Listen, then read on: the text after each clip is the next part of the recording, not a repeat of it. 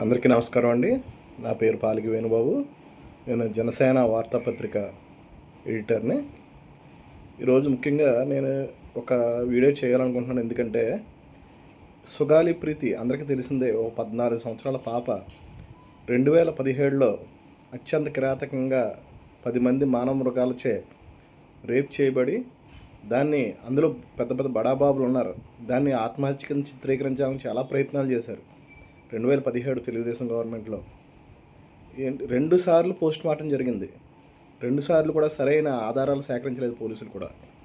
దీని మీద అప్పుడు కలెక్టరు స్పందించి ఒక 5గురితో ఒక కమిటీ ఏర్పాటు చేసి, నిజ నిర్ధారణ కమిటీని ఏర్పాటు చేసి, అప్పుడు వాళ్ళు దర్యాప్తు చేసిన తర్వాత నిజానిజాలు వెలుగులోకి వచ్చాయి. 28 రోజుల్లోనే బెయిల్ మీద బయటకు వచ్చి స్వేచ్ఛగా తిరుగుతున్నారు వాళ్ళు. ఈ సంఘటన జరిగి సుమారు 8 సంవత్సరాలు అవుతుంది.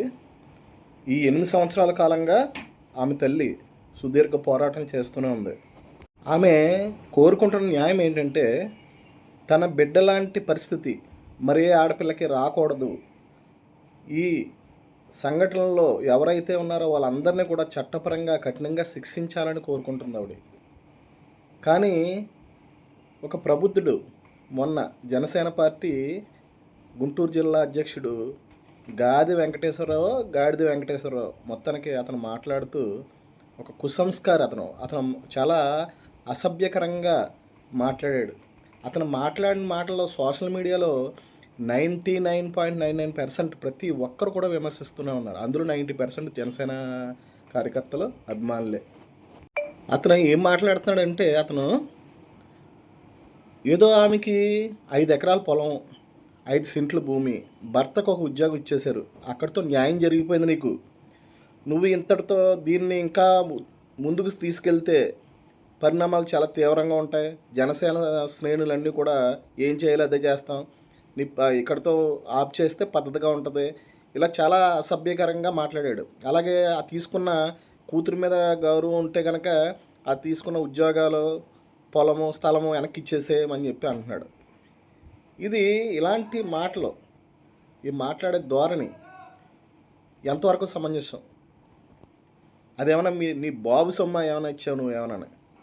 అది SC/ST కేసులో ఏదైనా కేసు ఫైల్ అయినప్పుడు ఒక 6 నెలల్లో కాంపెన్సేషన్ అనేది ఇవ్వడం అది చట్టపరమైనటువంటి అంశం.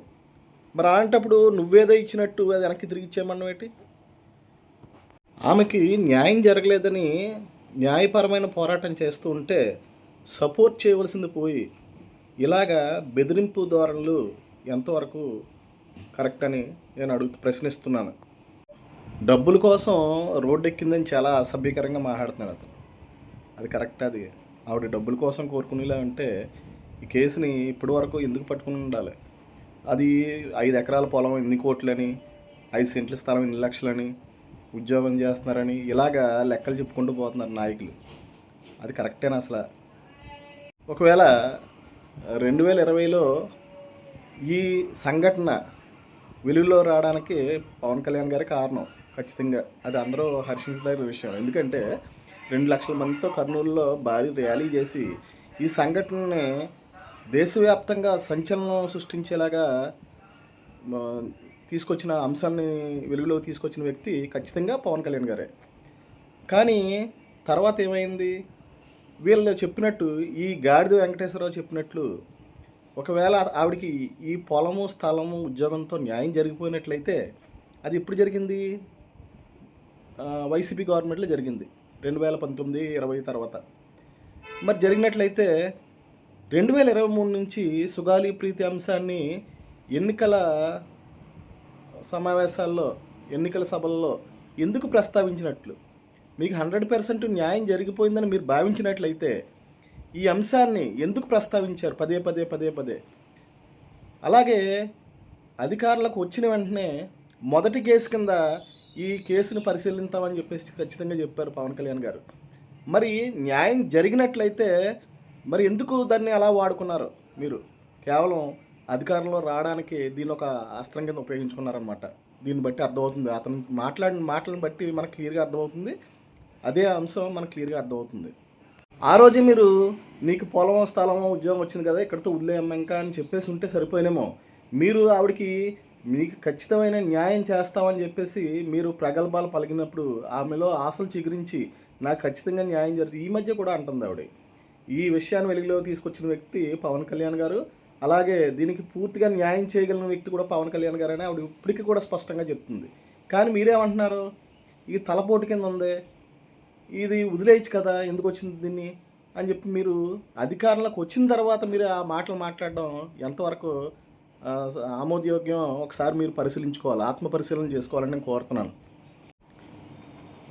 ఒక పార్టీ అధినేతగా ఒక బాధ్యతాయుతమైన స్థానంలో ఉండి మీరు వాగ్దానం చేశారు, నేను సుగాలి ప్రీతికి న్యాయం చేస్తానని. మరి ఆ న్యాయం చేయడం అంటే ఆ నిందితులు ఎవరైతే ఉన్నారో దోషుల్ని పట్టుకుని చట్టపరంగా శిక్షించినప్పుడే కదా 100% న్యాయం చేసినట్టు. మరి మధ్యలో మీరు ఈ సుగాలి ప్రీతి ఎన్నోసార్లు ఎంతోమందిని కలుస్తుంటే ఏం చెప్తున్నారంటే ఈ తలపోటు కింద ఉంది నాకు, లేదంటే ఎందుకమ్మా వదిలేయచ్చు కదా అందరితోటి అని చెప్పేసి ఇప్పుడు మాట్లాడడం ఏంటి? అది కరెక్టేనా? అధికారంలోకి రాకముందేమో దీన్నేమో అస్త్రంగా ఉపయోగించుకున్నారా, తర్వాత ఏమో ఇప్పుడు వచ్చిన తర్వాత ఈ తలపోటు కింద ఉంది నాకు అలాగేలా అని చెప్పడం అది కరెక్టేనా? అసలు ఆడబిడ్డకి న్యాయం చేయవలసిన సున్నితమైన అంశంలో ఈ జనసేన నాయకులతో మీరు ఎలా మాట్లాడిస్తున్నారు? ఒకవేళ మీరు మాట్లాడించకపోతే వాళ్ళ మీద క్రమశిక్షణ చర్యలు తీసుకోవాలి అర్జెంటుగా. నేను కోరుతున్నాను దీన్ని. ఎందుకంటే మేము మీలో ఉన్నటువంటి మిగతా పార్టీలకి అతీతంగా అవినీతిని అరికట్టాలని, కులాలను కలిపే రాజకీయాలని, మతాలను కలిపే రాజకీయాలని, ఇలాగ మీ ఎజెండా చూసి మిమ్మల్ని అభిమానించి మీ పార్టీలోకి వచ్చిన మాలాంటి వాళ్ళందరూ కూడా అతను మాట్లాడిన మాటలు, గాదె వెంకటేశ్వరరావు మాట్లాడిన మాటలు నేను జీర్ణించుకోలేకపోతున్నాను. కాబట్టి అలాంటి వారి చర్యల పట్ల పార్టీకి ఎంతో నష్టంగా ఉంటుంది. చంద్రబాబు చాలా రాజనీతిజ్ఞుడు. సింపుల్గా నిన్న మాట్లాడిన మాటలకి వ్యతిరేకతను పరిశీలించి వెంటనే సిబిఐ దర్యాప్తు చేయడానికి ఆదేశాలు జారీ చేసినట్లు సమాచారం వచ్చింది. మరి ఇప్పుడు ఎవరు నష్టపోయినట్టు? మనం తొందరపడి ఇలాంటి వ్యాఖ్యలు చేయడం వల్ల జనసేన పార్టీకి ప్రజల్లో చులకన అయిపోతుందా కదా. ఈ విషయాన్ని అధినేత పవన్ కళ్యాణ్ గారు ఖచ్చితంగా పరిశీలించాలి. ఇలాగ ఎవడైనా సరే, కూటమి నాయకులు ఎవరైనా సరే ఈ సుగాలి ప్రీతి కేసులో చేస్తే సపోర్ట్ చేయండి, లేదంటే నోరు మూసుకుని ఉండండి అంతే తప్ప ఎవరైనా అవాకులు చవాకులు పేలితే చాలా తీవ్రమైన పరిణామాలు ఉంటాయని చెప్పేసి కోరుతున్నాను. అలాగే ఈ కేసు దర్యాప్తు పూర్తయ్యి ఆమెకు సరైన న్యాయం జరిగే వరకు కూడా ఉద్యమ సంఘాలు, ప్రజా సంఘాలు, మానవ హక్కుల సంఘాలు ఇలాంటి వీరంతా కూడా సపోర్ట్గా నిలిచి ఆ అమ్మాయికి న్యాయం జరిగేలాగా చేయాలని కోరి ప్రార్థిస్తున్నాను.